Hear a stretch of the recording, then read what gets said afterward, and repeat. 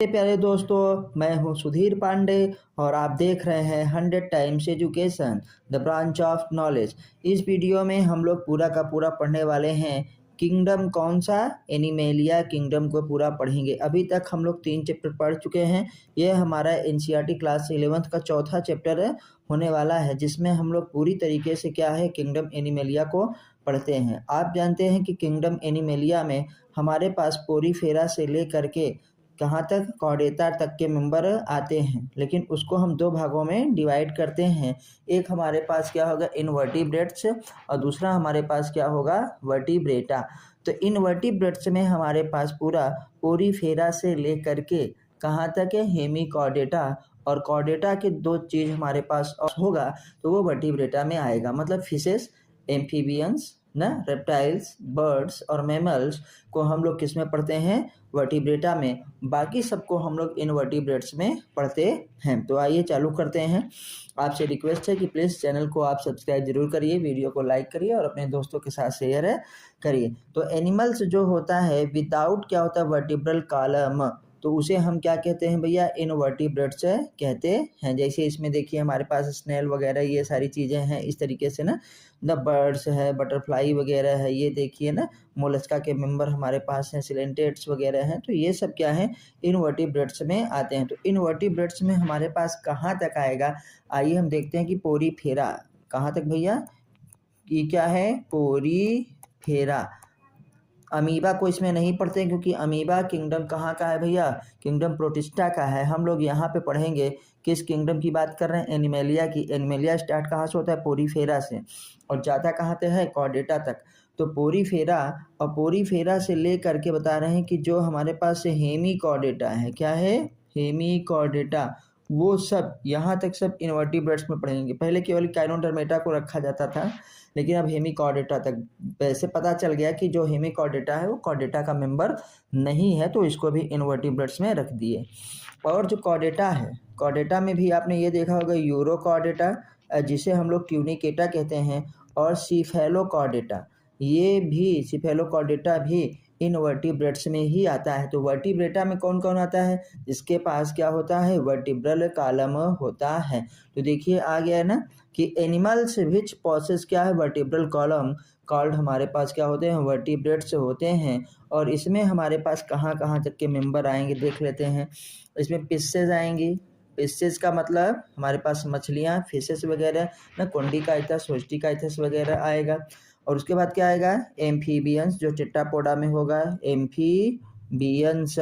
Amphibians के बाद क्या आएगा? रेप्टाइल्स। क्या आएगा? रेप्टाइल्स। रेप्टाइल्स के बाद क्या आएगा भैया? एवीज। एवीज मतलब बर्ड्स जो होती हैं उसे एवीज कहा जाता है।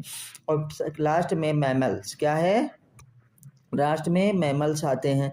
ये सब किसमें हैं? वर्टिब्रेटा में आते हैं, क्योंकि इनके पास हमारे पास देखिए पीछे वर्टिब्रल कॉलम जिसे कशेरुक दंड कहते हैं, ये हमारे पास है वर्टिब्रल कॉलम। तो ये पाया जाता है, तो इसे हम वर्टिब्रेटा कहते हैं। अब बात करते हैं कि देखिए इसमें कौन कौन से हमारे पास मैमल्स आते हैं। जैसे देखिए ये एलिफेंट वगैरह, टाइगर वगैरह ना, मंकी वगैरह, बर्ड्स वगैरह, फिशेज वगैरह ना, देखिए हमने आपको जो बताया ये सब वर्टिब्रेटा में ही आते हैं। तो अब हम बात करते हैं कि कुल मिला करके हम इनवर्टिब्रेट्स के कितने फाइलम पढ़ेंगे। इनवर्टिब्रेट्स के 10 फाइलम हम लोग पढ़ने वाले हैं। ठीक है, देखिए पोरीफेरा है कौन कौन सा भैया? पोरीफेरा, बस सिलेंटेटा जिसे हम लोग क्या निडेरिया भी कहते हैं, टीनोफोरा, प्लेटीहेल्मिन्थेस, निमेटोडा। निमेटोडा को और क्या कहते हैं? एस्के हेलमेंथीज भी कहते हैं। आप हैंडराइटिंग समझ जाइएगा। इसके हेलमेंथीज भी कहते हैं, एनिलिडा भी कहते हैं, आर्थ्रोपोडा, मोलस्का, इकाइनोडर्मेटा और हेमिकॉर्डेटा। अभी मैंने यही बताया था जो है पीछे कि भैया जो इनवर्टिब्रेट्स हैं उसमें 10 फाइलम हमारे पास आएगा। कहाँ से? पोरीफेरा से लेकर के देखिए कहाँ तक है? हेमिकॉर्डेटा तक। और जो कॉर्डेटा वाला मेंबर है वो हमारे पास फिर किस में आएगा? वर्टिब्रेटा में आएगा। तो हम इन वर्टिब्रेट्स का पहला फाइलम पढ़ने वाले हैं पोरीफेरा। क्या है? Phylum Porifera. तो पोरीफेरा नाम किससे पड़ा है? आइए देखिए, पोरीफेरा मतलब जिसमें पोर हो। पोर मतलब छिद्र, जिसके शरीर में पूरी तरीके से क्या है? छिद्र पाए जाते हैं ना। और इसी छिद्र के द्वारा पानी अंदर जाता है, पानी के साथ इसका फूड भी अंदर जाता है और फिर ऊपर एक हमारे पास क्या होता है, छिद्र होता है जिसे ऑस्कुलम कहते हैं और वहाँ से सारी चीज़ें निकल जाती हैं। आते हैं अपोरीफेरा कॉमनली कॉल्ड क्या है, स्पंजेस। एनसीईआरटी की लाइन ही है, वही अच्छी तरीके से समझना और पढ़ना है। फाइलम पोरीफेरा ना, सब किंगडम क्या होता है Parazoa. It is evolutionary blind क्या होता है, ऑफ सूट। याद रखिएगा, ब्लाइंड ऑफ सूट किसे कहा जाता है, पोरीफेरा को कहा जाता है।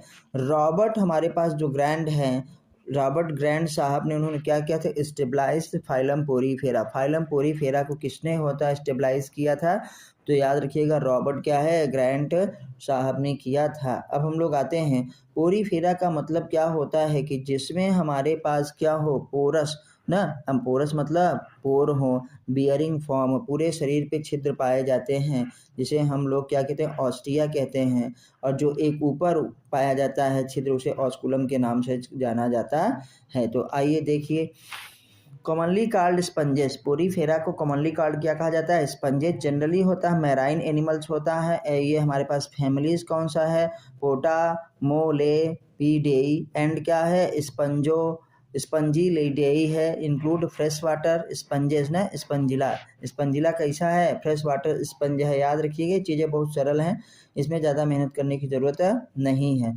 ये आते हैं, एक लाइन ये ज़रूरी है जो सबसे इम्पोर्टेंट है, प्राइमेटिव हमारे पास होते हैं ये multi cellular and sessile animals. तो आपसे पूछा जाएगा कि प्राइमेटिव जो मल्टी सेलुलर हमारे पास एनिमल है वो क्या है, पोरीफेरा। याद रखिएगा का मतलब स्पंजेस। आप गलती से भी उसको प्रोटोजोआ में मत लगा दीजिएगा। प्रोटोजोआ क्या होते हैं, प्राइमेटिव रिलेटिव ऑफ एनिमल्स होते हैं। और ये क्या होता है, प्राइमेटिव अगर एनिमल्स की बात करें तो भैया हमारे पास क्या होगा, पोरीफेरा के मेंबर मतलब स्पंजेस वगैरह होगी। ये कैसे होते हैं, इमोबाइल होते हैं मतलब चलते नहीं हैं, एक जगह पे स्थिर रहते हैं। आते हैं सेसाइल, छिछले जल में पाए जाते हैं। थोड़ा सी बात कर लेते हैं इसके हमारे पास कि इनकी सिमेट्री कैसी होती है, ये एसिमेट्रिकल होते हैं। कैसे होते हैं, एसिमेट्रिकल होते हैं। और कुछ क्या होते हैं, रेडियली सिमेट्रिकल। तो एसिमेट्रिकल का मतलब इनको किसी भी तरीके से आप काटिए ना, ये दो बराबर भागों में नहीं कटते हैं, इसलिए इनको क्या कहा जाता है, एसिमेट्रिकल। स्पंजेस आज क्या होता है, एसिमेट्रिकल होते हैं। चलिए, और रेडियल सिमेट्री का मतलब होता है चाहे जैसे काटिए न, दो बराबर भागों में ये क्या हो जाते हैं, डिवाइड हो जाते हैं। तो याद रखिएगा, स्पंजेस एनसीईआरटी कहती है कि एसिमेट्रिकल होते हैं। सम क्या होता है, रेडियली सिमेट्रिकल होते हैं। बॉडी इज कंपोज्ड ऑफ क्या होता है, 2 layers. Body is composed of 2 layers. इनकी बॉडी में क्या होती है, 2 लेयर पाई जाती है। आउटर क्या होता है हमारे पास, पिनाइकोडर्म। क्या होता है, पिनाइकोडर्म। इनर क्या होगा, कोइनोडर्म। पिनाइकोडर्म समझ लीजिए जैसे हमारी बॉडी में क्या पाया जाता है, एक्टोडर्म ना, अंदर क्या पाया जाएगा, एंडोडर्म।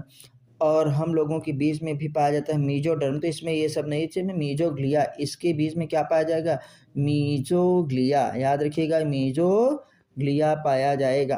तो आउटर पिनाइकोडर्म, इनर क्या होता है, लेयर क्या होती है, कोइनोडर्म लेयर होती है। आगे देखते हैं कि ये हमारे पास क्या होते हैं, सेपरेटेड होते हैं ना, दोनों पिनाइकोडर्म कोइनोडर्म क्या होता है, सेपरेट होते हैं बाई जिलेटिनस होता है मैट्रिक्स कॉल्ड क्या होता है, मीजोग्लिया। देखो आ गया ना, मीजोगाइल या मीजोग्लिया के द्वारा ये क्या होते हैं, सेपरेटेड होते हैं।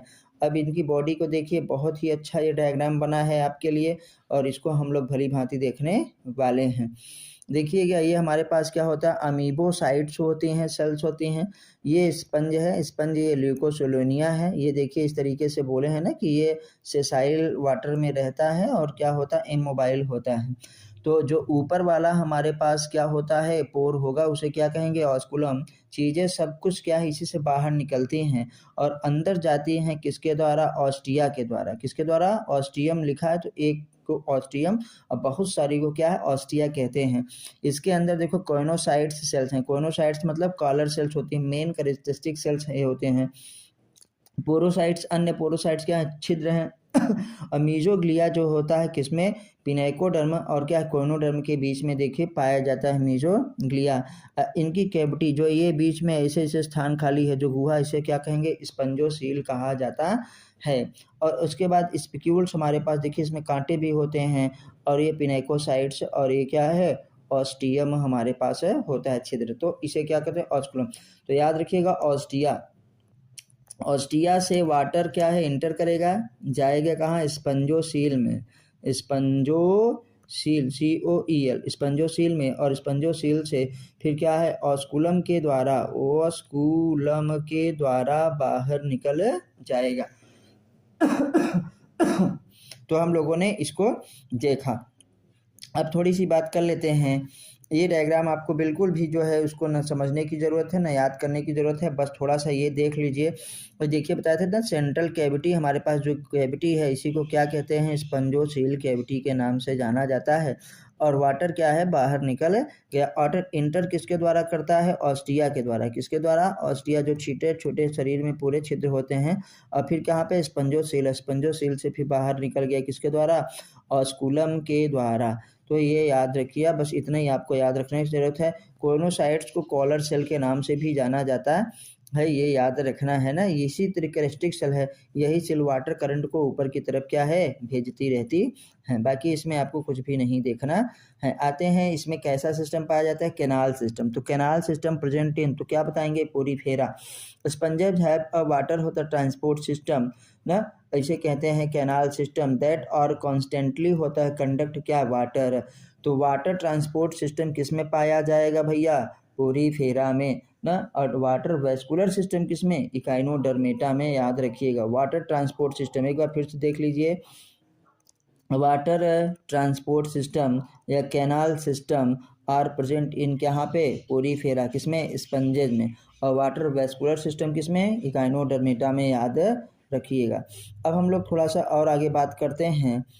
वाटर इंटर्स थ्रू क्या होता है माइन्यूट होता पोर्स कॉल्ड क्या है ostia in the body wall the into a central cavity called क्या स्पंजोसील फॉर्म होता है वेयर इट होता है गोज थ्रू द ऑस्कुलम से बाहर चला जाता है। हमने आपको जो बताया वही चीज़ यहाँ पे लिखी है। तो आगे बढ़ते हैं। The transport of water is होता है हेल्पफुल इन होता है गैदरिंग ऑफ फूड, मतलब न्यूट्रिशन के लिए, भोजन को ग्रहण करने के लिए ना, भोजन वहाँ तक पहुँचाने के लिए, रिस्पायरेटरी एक्सचेंज के ऑफ गैसेस के लिए, एंड होता है रिमूवल ऑफ वेस्ट।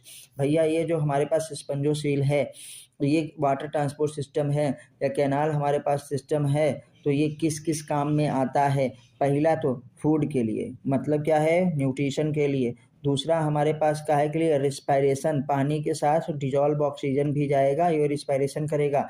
और उसके पास रिमूवल ऑफ क्या होता है वेस्ट, तो क्या कहेंगे एक्सक्रीशन या ऑस्मो रेगुलेशन के लिए, क्या है ऑस्मो रेगुलेशन एंड एक्सक्रीशन के लिए, तीन चीज़ के लिए काम में आया। मतलब सारा काम इसका स्पंजोसील से ही होता है। आगे बढ़ते हैं, फिर हम लोग देखते हैं कि इसमें न्यूट्रिशन कैसा होता है होलोजोइक। न्यूट्रिशन कैसा होगा होलोजोइक, क्योंकि ये एनिमल्स है। अगर कहें कि प्राइमेटिव एनिमल्स तो हम क्या बताएंगे स्पंजेस होता है। डाइजेशन इज इंट्रासेल्यूलर, इंट्रासेल्यूलर का मतलब हमारे पास विदिन द क्या होता है सेल होता है। Reserve food material are stored in the होता है कार्ड होता है थीसोसाइट्स। जो सेल्स क्या होते हैं रिजर्व फूड मटेरियल को स्टोर करती हैं उसे क्या कहते हैं थीसोसाइट्स के नाम से हम लोग जानते हैं। आते हैं फिर हाँ नर्व सेल्स होता है आर होता है सेंसरी सेल्स। कैसा भैया नर्व सेल्स जो होती हैं हमारे पास, नर्व सेल्स ना सेंसरी सेल्स आर अब्सेंट होता है and so they do not होता so much coordination between the होता है फंक्शनिंग ऑफ वेरियस होता पार्ट ऑफ बॉडी। इसमें क्या रखिएगा नर्वस सिस्टम अब्सेंट होता है, नर्वस सिस्टम अब्सेंट, ये जरूर याद रखिएगा, ये क्वेश्चन बन जाएगा। इन विच ऑफ द फॉलोइंग होता है नर्वस सिस्टम इज अब्सेंट, तो क्या बताएंगे पोरीफेरा में। तो आते हैं तो बॉडी इज सपोर्टेड काहे के द्वारा स्पंजिन हमारे पास फाइबर स्पिक्यूल्स के द्वारा। तो body is supported by skeleton made up of होता है कैलकेरियस होता है आर होता है सिलीसियस होता है spicules called spongin fibre. Spongin fibre किसमें स्पंज में, आर बोथ हो हमारे पास हो होता है। कैलकेरियस सेल होता है या जिसे स्पंजिन फाइबर कहते हैं, इसके द्वारा बॉडी सपोर्ट में रहती है। अब बात करते हैं थोड़ा सा सेक्सेज इसमें सेपरेट होते हैं नहीं, सेक्सेज आर नॉट सेपरेट होता है, सेक्स सेपरेट नहीं होते हैं, हर्माफ्रोडाइट होते हैं या ये कहिए मोनोइसियस होते हैं। मोनोइसियस का मतलब इसमें मेल और फीमेल क्या होंगे, दोनों एक ही में सेक्स होंगे ना। हर्माफ्रोडाइल किसके, एनिमल्स के लिए इस्तेमाल होता है, जब मेल और female sex organ present on the क्या होता है, सेम एनिमल्स, देन होता है दे कॉल्ड क्या होता है, hermaphrodite. Asexual reproduction is by the होता है फ्रेगमेंटेशन के द्वारा एंड क्या है, बाय द बडिंग के द्वारा। तो एसेक्सुअल रिप्रोडक्शन का ही फ्रेगमेंटेशन एंड क्या है, बडिंग के द्वारा। सेक्सुअल रिप्रोडक्शन कॉमन होगा सब में, जैसे फॉर्मेशन ऑफ क्या होता है, गैमेट। व्हेन होता है gamete is forming, gamete is fertilise, then it is called क्या होता है, सेक्सुअल रिप्रोडक्शन। विदाउट क्या होता है, गैमेट फॉर्मेशन, विदाउट क्या है, सेक्सुअल रिप्रोडक्शन। व्हेन होता है reproduction occurs, then it is called क्या होता है, एसेक्सुअल रिप्रोडक्शन। फर्टिलाइजेशन की बात करें तो फर्टिलाइजेशन इंटरनल होता है, इसमें क्लीवेज होगा, होलोब्लास्टिक होगा, डेवलपमेंट इनडायरेक्ट मतलब लार्वा का फॉर्मेशन होगा। देखते हैं फर्टिलाइजेशन भैया कैसा होगा, इंटरनल होगा, भले ये पानी में है लेकिन फर्टिलाइजेशन कैसे होता है, इंटरनल। ये मत सोचिएगा कि जितने पानी में है सब में एक्सटर्नल फर्टिलाइजेशन ही होगा। जैसे फार्मूला लिख देते हैं, C²H⁴MEB, इसमें केवल याद रखिएगा ये एक्सटर्नल फर्टिलाइजेशन होगा, बाकी सब में इंटरनल फर्टिलाइजेशन होगा। तो स्पंजेस वगैरह में इंटरनल फर्टिलाइजेशन होता है, इसमें एक्सटर्नल। जैसे सी से साइक्लोस्टोमेटा, सी से टिनोफोरा, एस से हेमिकॉर्डेटा, ए से एनिलिडा, एम्फीबियंस, और ए से क्या है, एल्गी, क्यों लिखा है ना। एम से हमारे पास क्या होगा, ई से इकाइनोडर्मेटा, बी से क्या है, बोनीफिशस, एम से क्या है, मोलस्का। ये सब में एक्सटर्नल फर्टिलाइजेशन होगा, बाकी सब में इंटरनल फर्टिलाइजेशन होगा। चलिए एक बार फिर बताते हैं कि कैसे। सी से साइक्लोस्टोमेटा, एक सी से टिनोफोरा, एस से हेमिकॉर्डेटा, एक ए से एनिलिडा, एक से एम्फीबियंस, एक से एल्गी, एम से मोलस्का ना, ई से इकानोडर्मेटा, बी से बोनीफिशस। इन सब में एक्सटर्नल फर्टिलाइजेशन होगा, बाकी सब में इंटरनल फर्टिलाइजेशन होगा। बताइए क्या इसमें स्पंज आया, नहीं। तो इस याद रखिएगा, स्पंज में फर्टिलाइजेशन कैसा होगा, इंटरनल फर्टिलाइजेशन हो। कैसा फर्टिलाइजेशन, इंटरनल। क्लीवेज कैसा होगा, होलोब्लास्टिक। और डेवलपमेंट क्या होगा, इनडायरेक्ट। इनडायरेक्ट डेवलपमेंट का मतलब इसमें लार्वा बनेगा, क्या होगा, लार्वा बनेगा, याद रखिएगा। जब इनडायरेक्ट होता है तो लार्वा बनता है। फिर हम लोग आगे बढ़ते हैं कि लार्वल स्टेज में हमारे पास क्या होगा ना, बस दो नाम ये याद रखना है केवल। पैरेनकाइमुला लार्वा, पहला लार्वा क्या होगा, पैरेनकाइमुला लार्वा, और उसके बाद क्या है, ट्राइकीनेला लार्वा हमारे पास होगा। तो पैरेनकाइमुला लार्वा पूछा गया है, किसमें पाया जाता है, स्पंजेस में पाया जाता है। चलिए आगे बढ़ते हैं। फिर एम्फी हमारे पास ब्लास्टुला, फिर क्या है, एम्फी ब्लास्टुला। तो ये तीन हमको याद रखने की जरूरत है, केवल आप एम्फी ब्लास्टुला और पहले उबाले को याद रखिएगा। पावर ऑफ रीजनरेशन, इसमें रीजनरेशन पाया जाता है। पावर ऑफ क्या होगा बेटा, रीजनरेशन होता है एंड इज वेल डेवलप्ड। तो वेल डेवलप्ड रीजनरेशन इसमें पाया जाता है, मतलब जो लास्ट। ये भाइयों अब हम लोग देखते हैं कि फाइलम पोरीफेरा को 3 क्लासों में डिवाइड किया गया है, और इसमें आपको सिर्फ इनके क्या है, एग्जाम्पल्स याद करने हैं। तो हमारे पास पहला क्लास है कैलकेरिया। कैसा क्लास है, पहला कैलकेरिया क्लास है। दूसरा क्या है, हेक्साक्टिनेलिडा क्लास है। और तीसरा हमारे पास क्या है, डेमोस्पंजिएई। तो 3 क्लास आपको याद रखना है कि पोरीफेरा को कितने क्लासों में डिवाइड किया गया है, 3 क्लासों में, कैलकेरिया, हेक्साक्टिनेलिडा और डेमो क्या है, स्पंजिएई।